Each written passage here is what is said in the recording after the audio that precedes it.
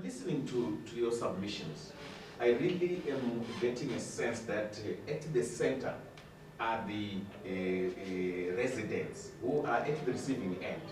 Your squabbles with Zanu PF as a CCC or as council, the one who is suffering at the end of the day is the resident. Now, what I want to find out from you, do we have to really wait for committees to sit to, for refuse collection, for instance? Because you mentioned that. What we have seen is that there is quite a lot of garbage all over.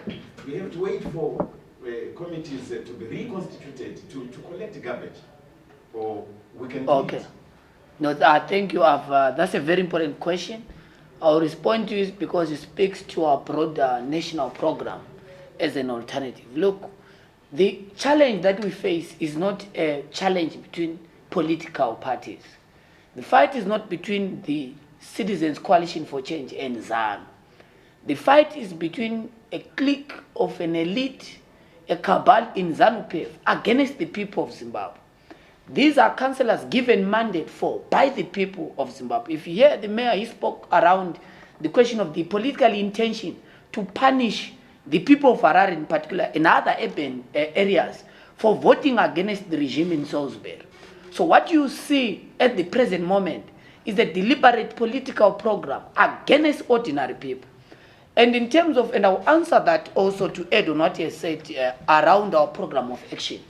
We are raising this because this is an urgent issue, and we thought that the media must be able to know the kind of challenge that we are facing, so that we unpack to you our program, political program, legal program to deal with the mess in council.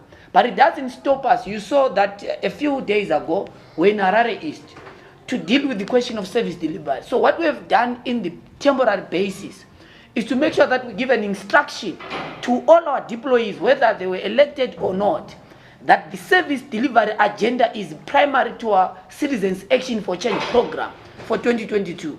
So that's why we're going in communities, because we're community leaders, we're deployees of ordinary people. I don't need a mandate from July Moyo to participate in community refuse collection program, which we have made sure that we begin to unroll across the entire country to deal with that question. But you know that there are limitations to what we can do as citizens, because you need council trucks, you need all those kind of things from council. We're also going to be continuing, of course, with our program to make sure that cleanups are held on weekly basis across the entire country. But the health program is a priority for us in the Citizens Coalition for Change, but also to understand that the executive tyranny that has made council dysfunctional will not stop us as citizens leaders, as community leaders, in terms of making sure that we provide service for our people. But the people are in desperate need of service provision.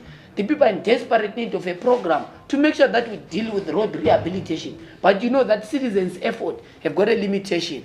That's why we can only do so much as a leadership collective.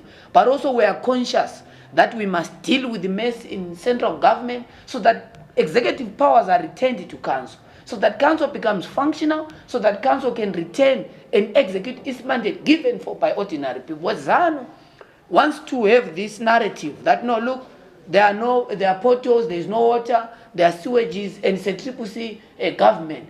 They are dysfunctional.